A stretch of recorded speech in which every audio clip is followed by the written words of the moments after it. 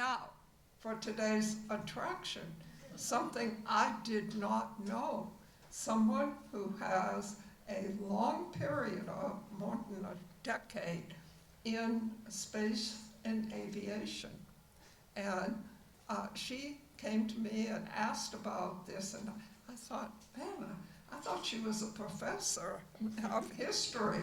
And she's got a resume like you wouldn't believe that includes Harvard, Berkeley, and George Washington University. And she's just amazing. So I'm going to let her amaze you with space in Tennessee.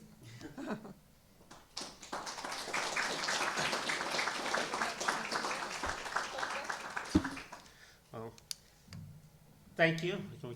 Oh, there we go. Some lights. This talk today is about Tennessee in space. I decided to do this after talking with Gene, since I've been at MTSU for a number of years. I'm actually a native of Nashville, and after graduate school, I came back to Nashville, and I spent 18 years at MTSU before I retired 2 years ago. And I currently serve on the Metro Historical Commission, and Jim Hubler is one of our members. Don Cusick, who spoke, I think, a week or two ago, was another of our members. And so Gene had said, well, you're a professional historian. Would you like to talk to the group about a topic? And I was trying to think of something to do. And then about a year ago, we heard a talk about the Avco Corporation, and I thought, well, that's one of the contractors on the Saturn rocket, and I'll be talking a bit about Avco as we go through this. And so I thought, well, I could sort of flesh out a little bit, and I said, well, why don't I do that? Because I have a little expertise in space history. Because I worked for 10 years in the Department of Space History at the National Air and Space Museum, and who's been there, by the way? Okay, a number of you have visited. So I was on the space history side, so I'm a space cadet. I'm not an airhead.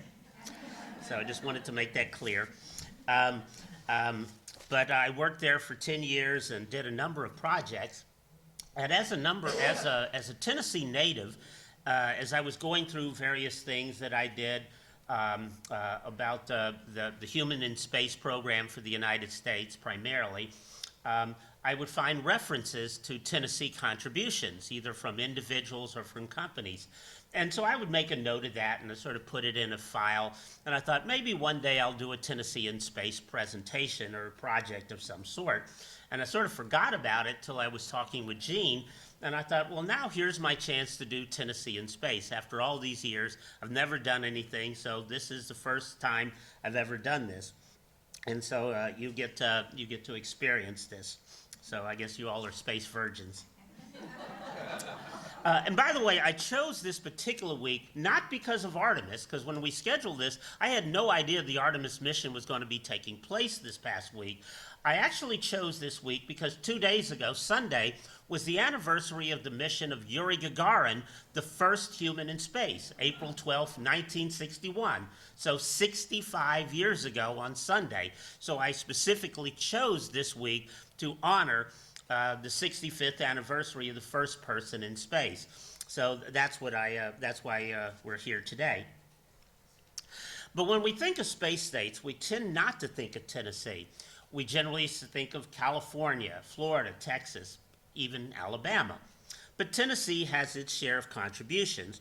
And starting with the Arnold Engineering Development Center complex down in Tullahoma, Tennessee, dedicated in 1951 by President Harry Truman. And here you see him at the dedication ceremony down in Tullahoma. Arnold was created by the Air Force for the development of new aircraft, both for engines and designs, so that it has wind tunnels and test stands for the engines. And although it was not specifically built to develop space technology, those resources turned out to be perfect for the development of new aircraft or spacecraft designs and rocket engines. One of those was the Boeing X-20 Dinosaur. And these are photos from Arnold showing the development of wind tunnel models. And this was an early space shuttle design developed by the Air Force. The idea was that it would fly above the atmosphere, fly over the Soviet Union, either to take photographs or if necessary to drop bombs. And so, and then of course it would then be able to land back in the United States safely. And so early models were developed by the Air Force through Boeing, the contractor, and they were developed and tested down in Arnold.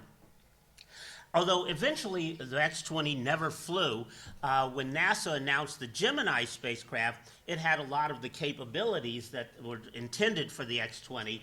So the Air Force decided to cancel the X-20, and they muscled in on the Gemini spacecraft instead, figuring that they could use that to take photographs just as easily as they could without having to spend as much money, letting NASA pay for half of it. Of course, our first human in space program was the NASA Mercury, and this is another photograph. And what they did, this escape tower you see up here, this is an actual test photo from Arnold, and they used this to test this escape tower. So in case something went wrong, the escape tower would fire and pull the astronaut away from the rocket safely so the astronaut would not get killed. Although in these tests down at Arnold, they did not have a person inside just in case something went wrong. Fortunately, they never had to use the escape tower on any of the Mercury missions. But again, they were testing this design, as you see, these rocket engines outdoors down at Arnold. Here is an actual test firing of a Saturn rocket. The J2 engine was used here on the Saturn V second and third stages. So it actually launched the Apollo spacecraft out of the Earth's atmosphere and out of Earth orbit towards the moon. And so they had to fire those engines a couple of times to make sure that they got Apollo headed towards the moon. And so they tested those engines right here in Tennessee repeatedly to make sure that they worked efficiently so that we could get our astronauts to the moon. Another engine developed and tested was the Agena. And here's the engine. Again, this is a test photo, although there's not being fired in this particular photo. But the Agena engine was used, developed by the Air Force as an upper stage for various rockets to launch numerous spacecraft for both NASA and the Department of Defense.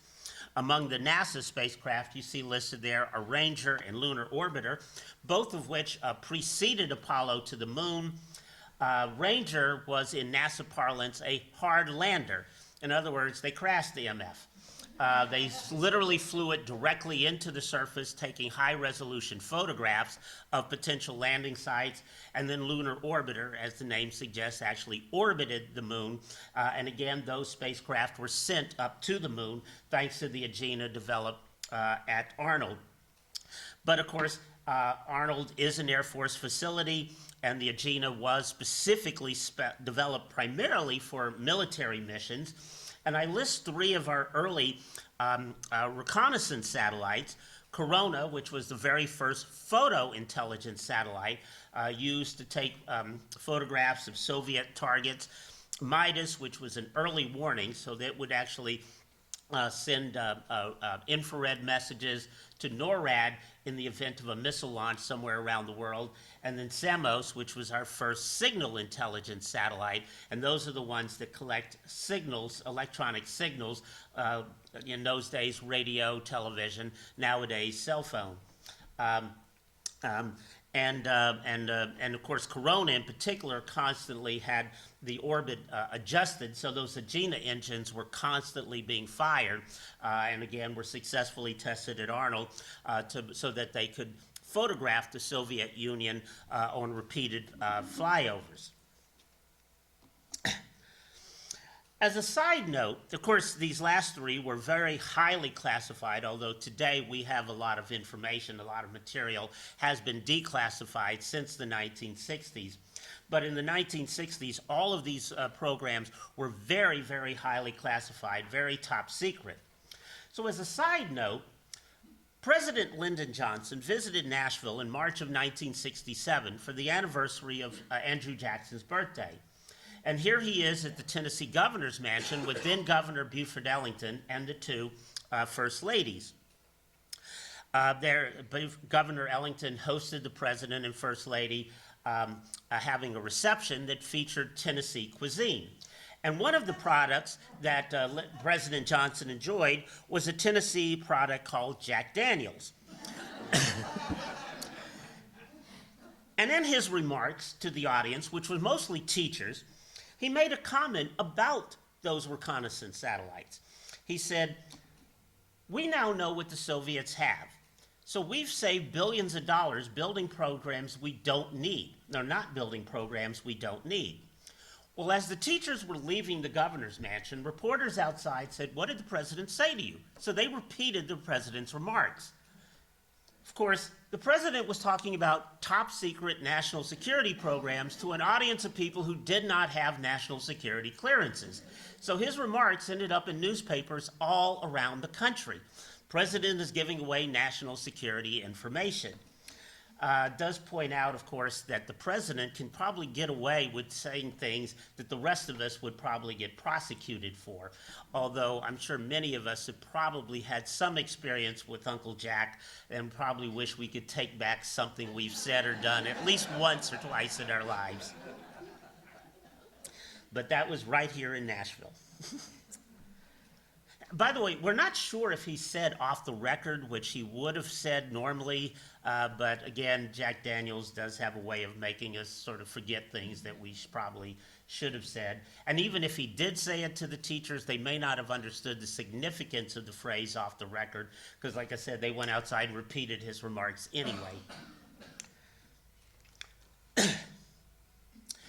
And then, of course, once we got those astronauts up to the moon, we have here the service module engine that actually slowed the Apollo spacecraft down, putting it into lunar orbit.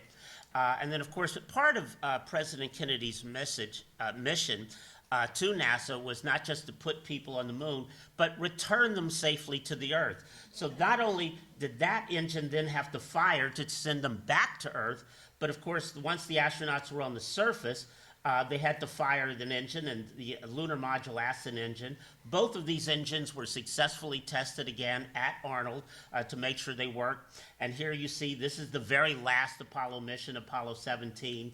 So here's the base of the lunar module, and the astronauts and their rocks and dirt are inside the ascent module, which is now separated and is headed back up to lunar orbit. And of course, there's no point in going all that way and then punching the engine, then having it stall on you.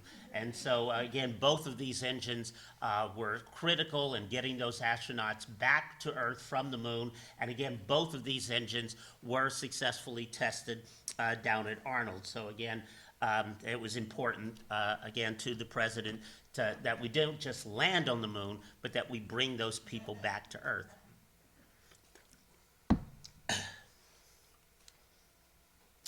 Of course, taking advantage of Arnold, the University of Tennessee established its Space Institute in Tullahoma in 1964, not only to help train new scientists and engineers in space technology, taking advantage of the expertise that the Air Force had, but also to train people to get them into those jobs so they wouldn't just bring people in from outside of Tennessee to help funnel Tennesseans into those positions. More recently, Arnold helped, based in large part on that work we saw earlier with the X-20, use some of that data to help with the design and development of the space shuttle. Here you see a model with the orbiter, again helping with the design and development of the orbiter, as we are all, I'm sure many of you familiar with it. And here is both the orbiter and the external tank. So this was the configuration that was developed during the launch. And so they ran those models through the wind tunnels at Arnold to make sure that it would launch in a stable manner. And then, of course, again, would land, re-enter the atmosphere, because you don't want it tumbling and falling apart. So those wind tunnel tests with both the launch and landing sequences were tested at Arnold to make sure that the shuttle would fly effectively and efficiently.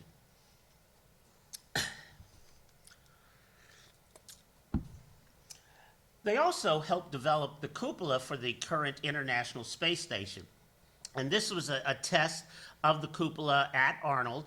And then here it is actually in use in orbit. It was launched onto the space station in February of 2010, attached to the Tranquility module. And you see here the astronauts, one of the astronauts inside the cupola. And the astronauts like using it because it gives them a 360-degree panoramic view. Previously, if they wanted to look out the window, they were basically just pressing their nose up against a flat window pane. And now they can go inside this cupola and they can sit there, and sometimes they have to sort of argue with each other, you know, it's time for you to get out and let me take over. But it's been a very popular spot inside the space station for the astronauts when they're not working on something, and they just love to just sit there and look around. And again, this part of the space station was specifically developed right here in Tennessee at Arnold Center.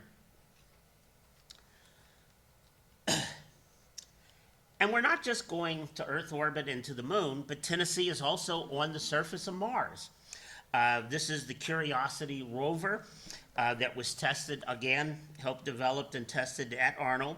And it landed on the surface of Mars in August of 2012, and it's been operating there now, so it's going on, that'll be almost 14 years since it's been operating. So when you see images or read stories about Curiosity on Mars, you can say, you know, Tennessee had a role in putting Curiosity up there. So Tennessee has directly landed on the surface of Mars. And is helping expand our knowledge of the red planet.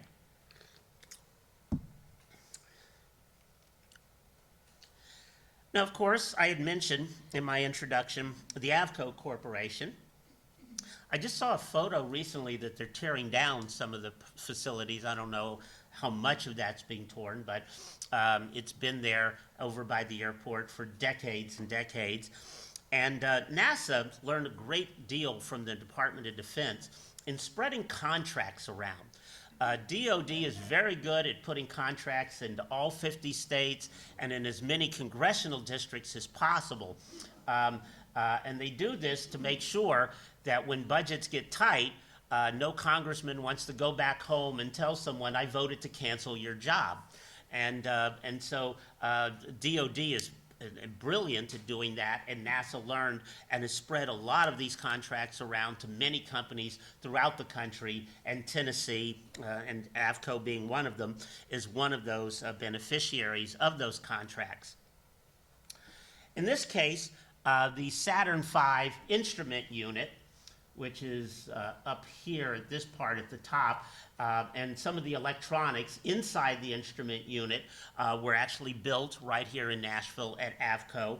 And this helped operate the Saturn V, not just taking off, but as I said, actually sending the astronauts out of Earth orbit towards the moon, and then it would separate, and Apollo, what was left of the Apollo spacecraft, would continue on its way, and then it would shift over to the internal Apollo electronics.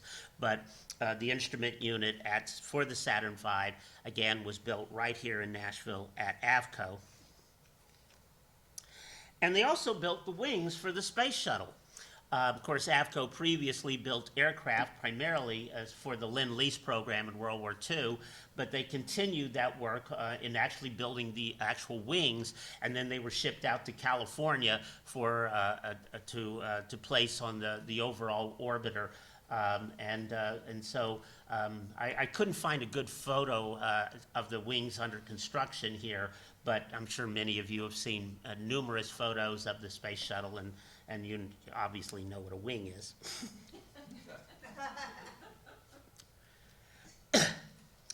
Another major contractor is the Union Carbide Company, which has a major facility in Oak Ridge. Works very closely with the Atomic Energy Commission there. And they built the actual tools that were used to collect lunar samples. So the drill bits that they drove into the lunar surface to pick up the dirt, the hammers to break the rocks up, the scoops and the shovels to actually pick up dirt, the plastic bags to put those samples in, and even the boxes called the lunar sample return container. So all of that material was built in Oak Ridge by Union Carbide.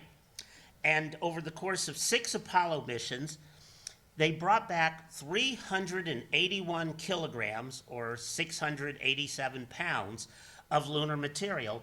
All of it collected and returned inside of this equipment that was actually built by Union Carbide right here in Oak Ridge, Tennessee. By the way, all of that rock material is now under the control of the Lunar Receiving Laboratory in Houston, Texas, not in Tennessee.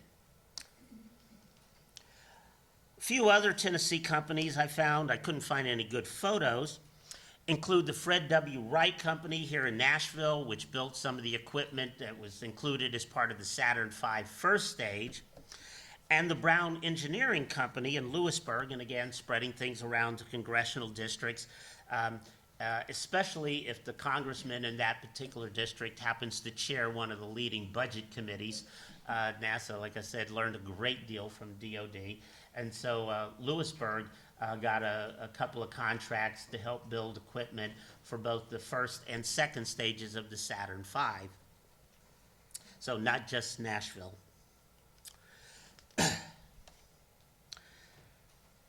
One of the key administrators of NASA is Isaac Gilliam. Although he's a native of Arkansas, he became a professor at Tennessee State in the 1950s, working in the Air Force ROTC program, and then left TSU and eventually landed with NASA, where he eventually became the director of the Dryden Flight Research Center in California. If you remember the very first shuttle mission in 1981, that's where it landed.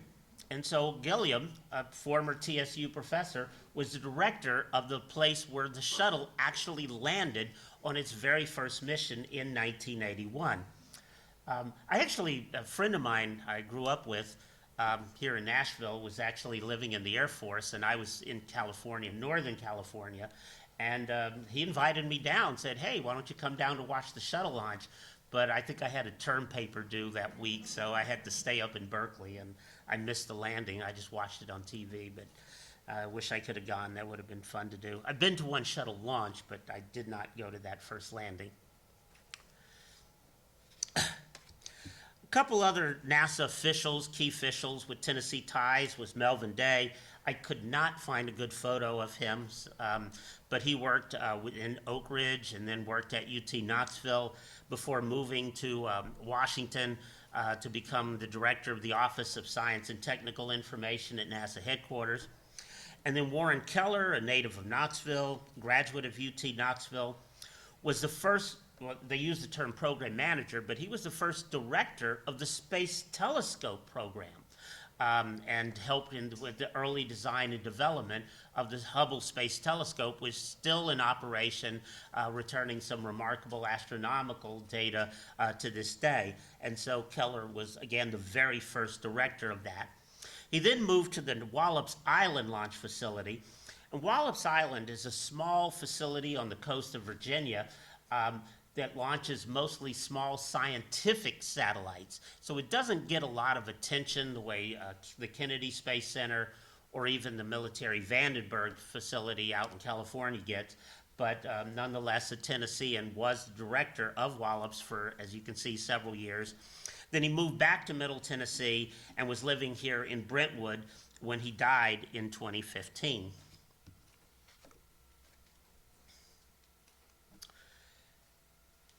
Now, as NASA was getting ready to go to the moon, they reached out to scientists all over the country.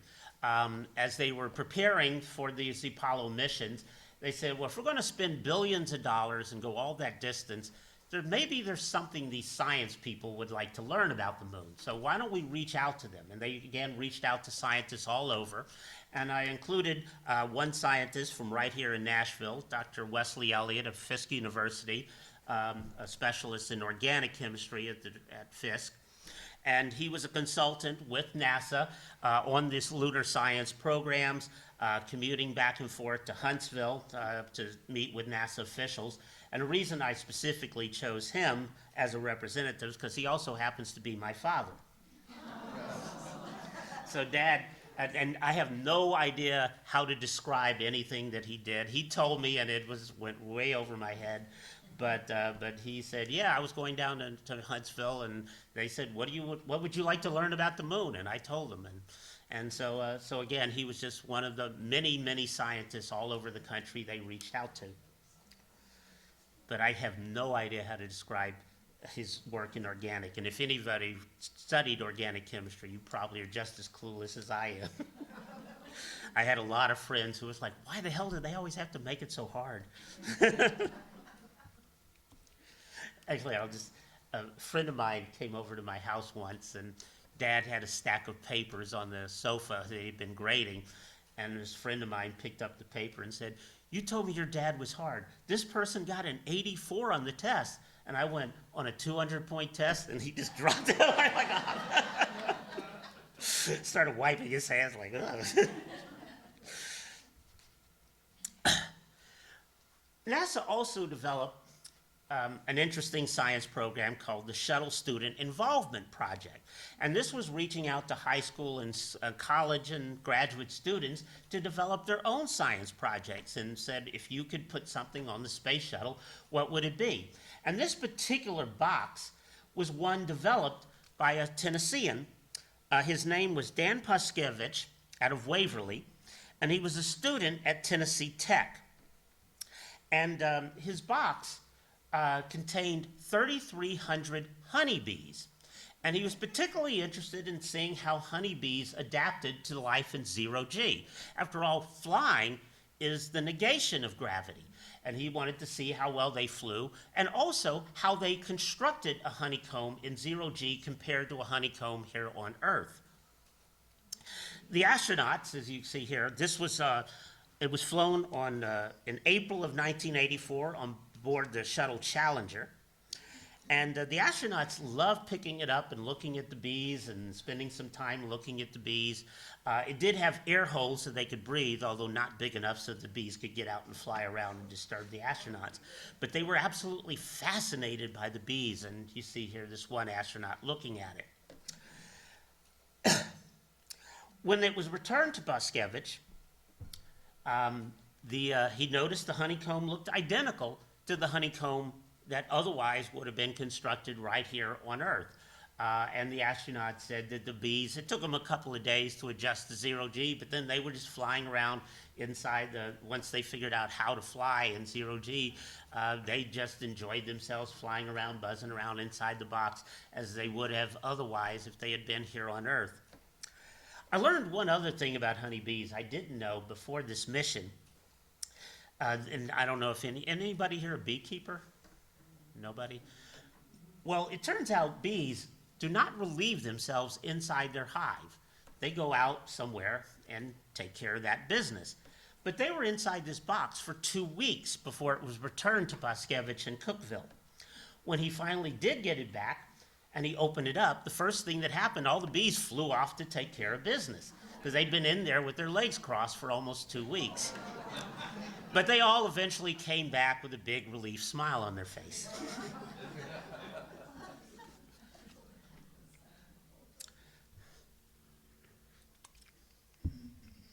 Now, when people think of spaceflight, they tend to think of the astronauts. They, after all, are the face of our exploration into space. And the first person from Tennessee to be selected was John Bull, a native of Memphis, a graduate of Memphis Central High School. He was selected to be an astronaut in 1966, but just 2 years later, he resigned for health reasons. But he continued to work as a research scientist within NASA, helping with aircraft design, but he never flew in space. That distinction belongs to Dr. Ray Seddon, a native of Murfreesboro. She graduated from the UT Medical Center in Memphis and was working as a surgeon in the City of Memphis Hospital when she was selected to be an astronaut in 1978. She eventually served on 3 shuttle missions, flying several times, before she retired, and she moved to Nashville, where she worked at Vanderbilt University Medical Center for 11 years before retiring in the year 2008. This is Tamara Jernigan, a native of Chattanooga. She was selected to be an astronaut in 1985, and she flew on 5 space shuttle missions. And during those missions, she performed 3 what are called extravehicular activities or spacewalks. So you see here on the left in her EVA suit, and here on the right, here she is outside the spacecraft on one of those spacewalks or EVAs. So she got a lot of experience outside the orbiter. We have Michael Baker on the left, the native of Memphis, selected in 1985 as well. He flew 4 space shuttle missions, and the last one in 1997, he flew to the old Soviet Mir space station, which was launched before the breakup of the Soviet Union. When the Cold War ended, the U.S. and Soviet Union actually developed a cooperative arrangement, and the shuttle they developed a special adapter so that the shuttle could dock with the Soviet Mir station. And so Baker was one of those who actually got to fly inside the Mir station, although again being launched on board the shuttle. And again, it was sort of a symbolic gesture. Help symbolize the end of the Cold War and the new cooperation between the world's 2 leading space powers. Then William Shepard on the right, a native of Oak Ridge, graduate of MIT,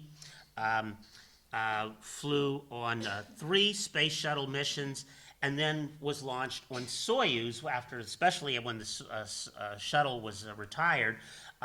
Astronauts started being launched on the Russian Soyuz spacecraft to the International Space Station, and there was a time when the Soyuz was the only means for getting to the space station, so he flew on both US and Soviet spacecraft. On the left, we have Barry Wilmore, a native of Murfreesboro, raised in Mount Juliet, a graduate of Tennessee Tech, where he played football. Got his master's degree, or he got 2 master's degrees, one from Tech and one from UT Knoxville. He flew on the shuttle, on Soyuz, and then on his last mission, he was on the first test flight of what was called the Starliner built by Boeing, a private space venture. He went to the space station, was supposed to be there for 8 days, but technical problems with Starliner caused NASA to tell him and his fellow astronaut to stay on the space station until they could figure out a way to bring them back. So 8 days turned into 9 months aboard the space station, and they just had to find all sorts of things to do, all sorts of work to keep them occupied during that extended mission before they were finally returned to Earth aboard the SpaceX Dragon capsule. SpaceX, of course, is owned by Elon Musk. So Wilmore got a lot of attention, and some people were saying he was stranded on the station, which was not entirely true, but certainly his mission was extended far beyond what was originally planned. And then on the right, Rick Chappell, a native of Nashville, graduate of both Hillsborough High School and Vanderbilt University, was a mission specialist for Space Lab. And then when he left NASA, he returned to Nashville, where he became the director of the Dyer Observatory from 2002 to 2009. How many of you have been to Dyer? Okay, a number of you. It's my mom took me and my sister there years ago. First time I ever saw Saturn was through the telescope, and I didn't want to give up the telescope to the next kid. It was just beautiful, and if you've never been, I recommend finding an excuse, take your kids, your grandchildren, or screw them, take yourself. They used to have fundraisers there. Oh, yeah. Concerts. Yeah. So he was the director of it after he left NASA. Of course, some graduated in Tennessee, did not come from Tennessee, quite a number of them, starting with Michael McCulley. He's a graduate of Livingston Academy in Overton County, was picked to be an astronaut in 1984 and flew on one space shuttle mission. And then Michael Gernhardt, a native of Ohio, a graduate of Vanderbilt with a degree in physics, flew on 4 space shuttle missions, and he performed 4 extracurricular activities, and you see him in his EVA suit.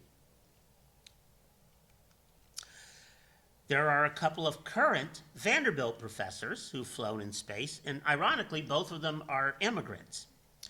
Taylor Wang, a native of China, got his degrees in California at UCLA, but he flew on Space Lab mission, which was in the shuttle cargo bay in 1983, and then moved to Nashville after leaving NASA, and he is today the Centennial Professor of Physics at Vanderbilt. And then on the right, Ayman Jahangir, a native of Iran, but he grew up in Nashville as a young child, got his master's at Vanderbilt in public health, and then a medical degree from UT Medical Center in Memphis. And in 2024, 2 years ago, he flew on the New Shepard spacecraft. Now, New Shepard was built by Jeff Bezos' company, Blue Origin, and that's it's a suborbital mission, but it does take people up into space for pay. And so he did fly one mission as a passenger on New Shepard, and then afterwards returned to Nashville, where he works as an associate professor of medicine and radiology at Vanderbilt University Medical Center.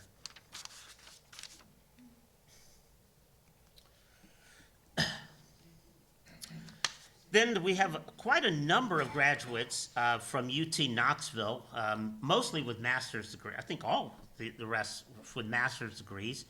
Henry Hartsfield, a native of Alabama, got his master's in engineering science.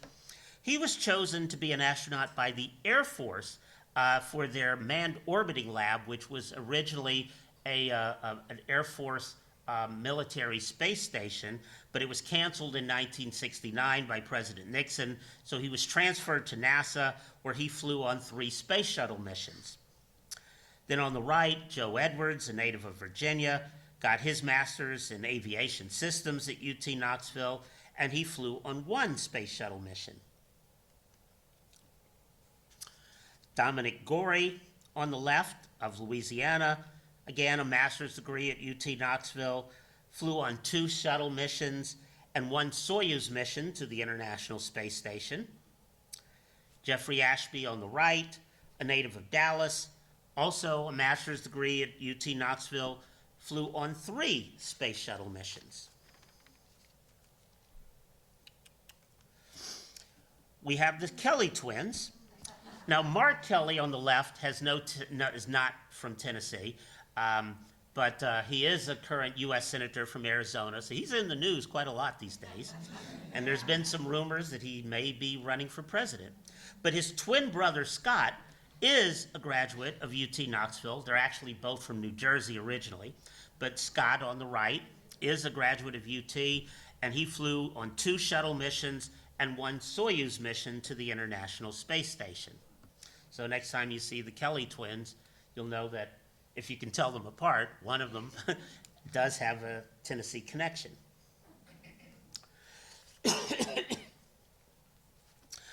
I'm going to start on the right with Randolph Bresnik, native of Fort Knox, Kentucky, just up the road, graduate of UT Knoxville. He flew on one shuttle mission and then one Soyuz mission to the space station. He conducted 5 extracurricular activities, and he is still active in the NASA astronaut program, so he may fly again one day soon. I haven't seen if he's scheduled yet, but he could still fly again.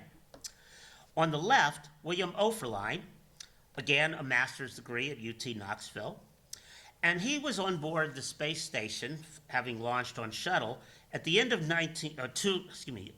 2006, when he entered the news for all the wrong reasons. Some of you might recall there was a story about a female astronaut who was jealous of a rival who drove nonstop from Houston to Florida to confront a rival. They were interested in the same man. As my friends and I like to say, there's a Tennessee connection to everything, including NASA's biggest ever sex scandal. Anyway, this was not, even though NASA is a publicist's dream, but this is not the sort of publicity NASA liked. So once his mission was ended and he returned to Earth, he was immediately discharged from the NASA astronaut program and will never fly in space again. Today, he lives in Wasilla, Alaska, which some of you will recognize as the hometown of Sarah Palin, and he writes children's books, presumably without talking about sexual affairs. So again, Tennessee is involved in just about every way. A little Jeopardy quiz. You have to answer in the form of a question. Very good. What is Oak Ridge National Laboratory?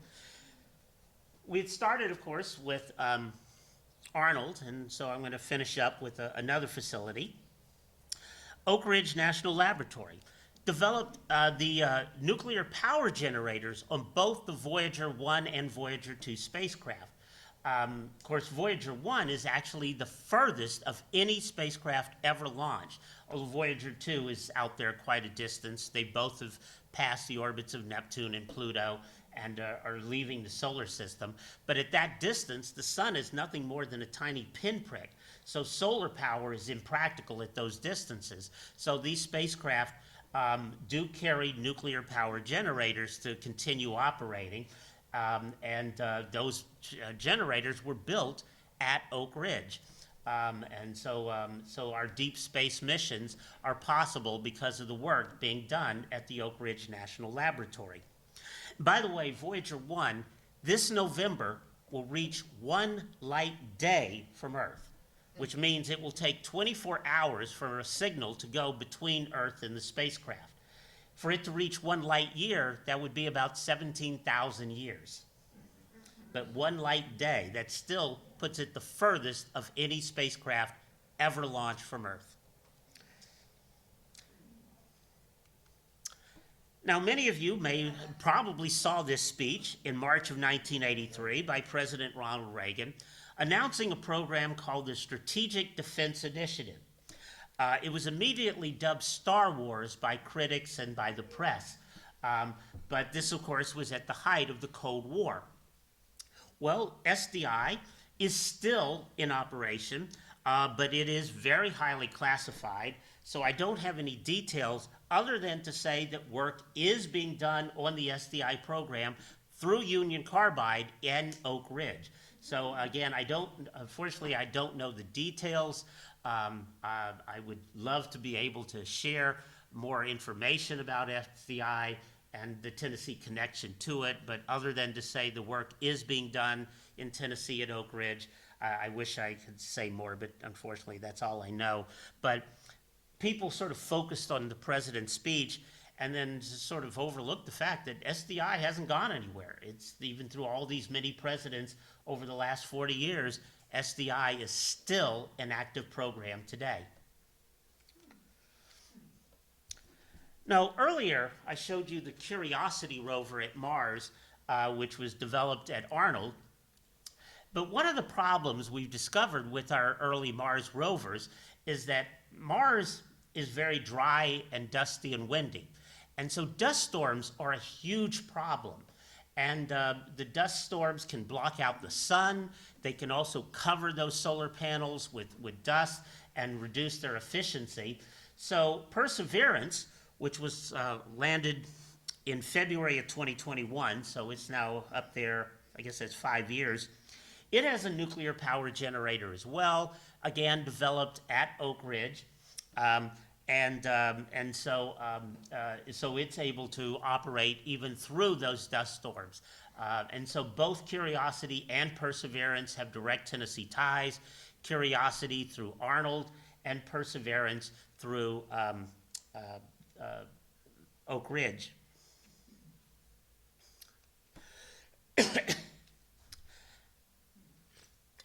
And this is the Large Hadron Particle Accelerator in Oak Ridge. As I mentioned just a minute ago, Voyager in November will only reach 1 light day from Earth. Again, it's going to be thousands of years before it even reaches 1 light year. But there's people who are saying, well, wouldn't it be nice to travel to the stars and visit other solar systems? But, going thousands of years is just impractical. So people said, well, what about building light speed propulsion technology? Well, that testing is being done right now in Oak Ridge in this accelerator. Now, I read an article about a year ago in Forbes magazine that said to develop that sort of technology, to develop that sort of energy, is going to take a minimum of 100 years and probably hundreds of years, and will cost trillions, with a T, trillions of dollars. About 60 years ago, Senator Everett Dirksen said, $1 billion here, $1 billion there, pretty soon you're talking about real money. Now, since he said that, billion-dollar programs have become kind of the norm. We kind of go, oh yeah, $1 billion, yeah. But trillions, we certainly have not become immune to the shock of trillion-dollar programs, and I'm not sure if we ever will. And even currently, NASA's budget is being debated. The president just submitted his fiscal year 27 budget, which includes cutbacks to NASA and would even shut down Curiosity, Perseverance, and Voyager. This 26 budget attempted to do the same, but Congress put the money back into NASA. But the idea that we're going to spend trillions of dollars to develop light speed technology just seems almost hard to believe. Certainly not within the next 100 years, although possibly, in a few hundreds of years, it's possible that another generation might find that acceptable. But again, the work is being done right here in Tennessee at Oak Ridge, and if we ever do develop it, Tennessee will play an important role. Science fiction conveniently skips over those political battles and those budget battles. They're just like, oh yeah, they did it. Like you could do it in your backyard tool shed. Well, this is our backyard tool shed, this accelerator in Oak Ridge. And again, the idea that we're going to have light speed technology is certainly, at least for the time being, a fantasy. And certainly none of us is going to live to see that. And it's doubtful even if our grandchildren will live to see that. But there is work being done to that end, and we'll see if and when it ever does occur. So I just thought I'd finish with this last photo. This is Barry Wilbur after his extended visit to the space station. Here he is being welcomed back to Tennessee at the Tennessee House of Representatives, the General Assembly. He said, welcome back home, and we're proud to have Tennessee contribute in certain ways. And so I appreciate, it's my way of also saying thank you for your attention and this opportunity to share with you. And whatever time I have left, I'm happy to answer any questions you may have. Yes. You forgot to mention the 1989 proposal by the Metro Councilman to build a UFO landing. I considered at that. I remember that, and I went back and reviewed that. And because it never got built, it only got one positive vote on the council. I thought, well, I was talking about things that actually did take place, and that was just a proposal, so I chose not to. But I did find it rather amusing that the UFO community got excited. They were like, finally someone's taking us seriously, and then he got only one vote. That weekend, I was living in DC at the time. I came home and was there that weekend. And on the late night comedies and Saturday Night Live and the Sunday morning news shows, they're all laughing about it. Yes, yeah, everybody was making fun of that. I want to add a more basic question. What is the thinking now? It used to be the scientific community was saying, like that space mission we just had, I'm glad it's successful, but and got these pictures we hadn't had before, but couldn't an unmanned spacecraft do the same thing a lot cheaper and more efficiently? Yeah, I did see someone said, is this really scientific or just a holiday, some holiday photos? And they didn't see anything that we haven't seen before with those orbiters, because and our cameras have gotten much, much better since Lunar Orbiter back in the 60s. So they didn't discover anything new per se. And so you might recall they wanted to name a crater. And so they had already pre-selected the crater they wanted to name because they knew it was there. They were just saying that this is the first time human eyes have seen some of these features because, of course, during the Apollo missions, of course, they were landing on the moon, and so the sunlight was on one side, so even when they were flying around the backside, most of it was dark, and so this time they were able to see a few features that no human had ever seen with eyes before, and so that's why NASA was really pushing that side of it. Is this more science-driven or more driven by contractors? I think it's more publicity. NASA, like I said, is a publicist's dream, and they are always looking for ways to get people excited, and it worked. People have gotten very excited by Artemis. Let's keep this spaceship funding. Right, exactly. Yeah, that's how you get people to write to the congressmen and senators, say, let's pay for this. I see a hand here, yes. That's particle accelerator. Yeah. Is the research on that useful for other things? Probably, but since I'm not a physicist, I'm not able to answer with any great authority on that, but I'm assuming yes. Don't all nuclear power plants have particle accelerators? Yeah, but the one in Oak Ridge is particularly So big. huge. Yeah, but regular. Yeah, and like I said, they're pushing those particles at new speeds, and they're trying to develop the energy sources so that we can produce the sort of thrust that could potentially one day send a spacecraft to another solar system. And that's why I specifically wanted to mention It's that. much bigger than the ones that we. Correct, correct. Yes, Name the dinosaur. That's off the bat. yeah. Number two, don't you think if NASA get out of the way, let Elon Musk go on, we'd be a lot further ahead than we are? That may be a political question. I guess that's more of an opinion, maybe. And I want to thank you for coming, and Gene, every time you bring somebody, we just up them. This gets better and better every time I come. I Thank you. didn't know anything about Thank you. this. It would really. Yeah, well, like I said, when I was working at the Smithsonian, I'd come across references, and I'm like, oh, that's interesting, and I would just make a note and put it in a file, and then I and I'd forgotten about it till Gene and I started talking about doing this program, and I was like, oh, here's my chance. If we take a drive up to Oak Ridge, does the museum there have a lot for the public to look at?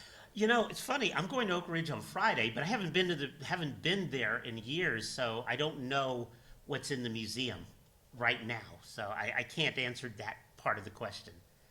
But certainly obviously I was able to find information about Oak Ridge's contributions, so I'm assuming the museum there is keeping up to date on their contributions, but it's been a long time since I've been there. Yeah. I just want to say, as someone who doesn't have a science brain, I thought, am I going to enjoy this today? It was fascinating and marvelous, and I loved all your asides. It made it really interesting for Yeah. somebody who doesn't really get science that much.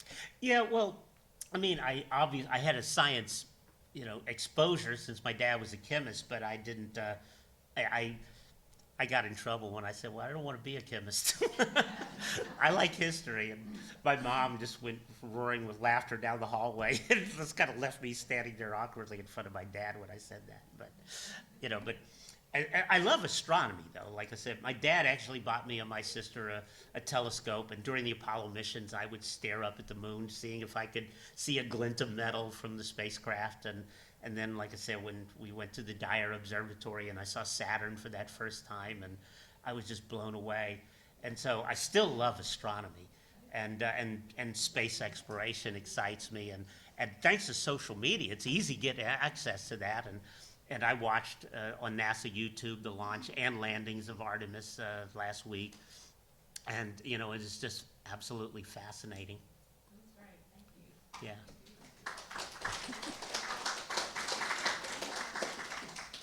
I have a connection to AVCO and AEDC both. Yeah. My father worked at AVCO, and they were building airplane wings. Mm-hmm.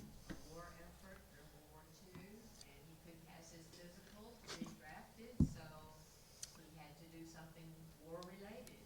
So he worked at AVCO for Yeah. several years, and then after my college and my husband's college from Vanderbilt, we moved to Tullahoma to work in AEDC as a civilian employee during the Vietnam era. Hmm. So we were there for 8 years in Tullahoma. Did he work on any of the programs I mentioned? Okay. Many nights he didn't come home. They were in testing. Yeah, I know. Well, especially trying to get to the moon, because President Kennedy gave a deadline, and there was that fear that the Soviets would get there first, and they would build a lunar base, and they were going to control space, and so there was an obsession with both NASA and the Air Force. We've got to beat the Soviets. We've got to beat them, and so we pushed ourselves as a nation because we just did not want to come in second.